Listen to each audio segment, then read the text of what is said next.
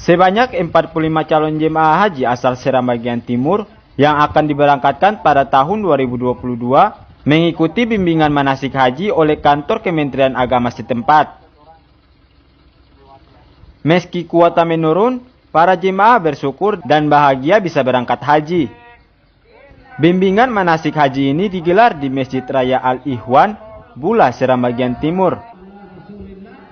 Kegiatan ini dilakukan guna mempersiapkan calon jemaah haji terkait rukun-rukun haji sebelum diberangkatkan bulan Juni nanti untuk melaksanakan ibadah haji di Tanah Suci.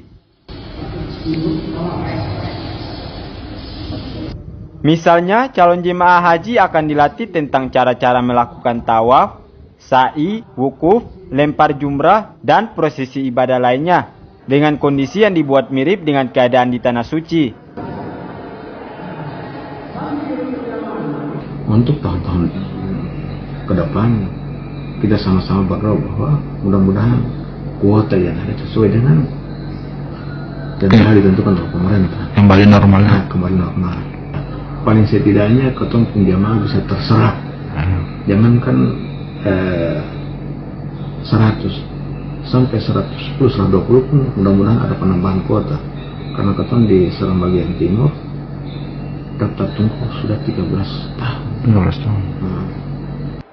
Rata-rata jemaah ini telah menunggu keberangkatan sekitar 9 hingga 10 tahun baru bisa diberangkatkan haji. Ini karena tahun 2022 ini pelaksanaan ibadah haji dibuka oleh pemerintah Arab Saudi. Untuk kuota haji tahun ini, Seram bagian timur mendapat jatah 45 orang. Jumlah ini turun 65% dari kuota sebelumnya, yakni 100 orang. Sementara sebanyak 6 orang calon jemaah haji batal berangkat karena melebihi batas usia, yakni 66 tahun hingga 70 tahun, dari yang dipersyaratkan yakni maksimal 65 tahun. Kini calon jemaah haji yang antre di Seram bagian timur berjumlah 1.230 orang, dengan masa tunggu selama 13 tahun.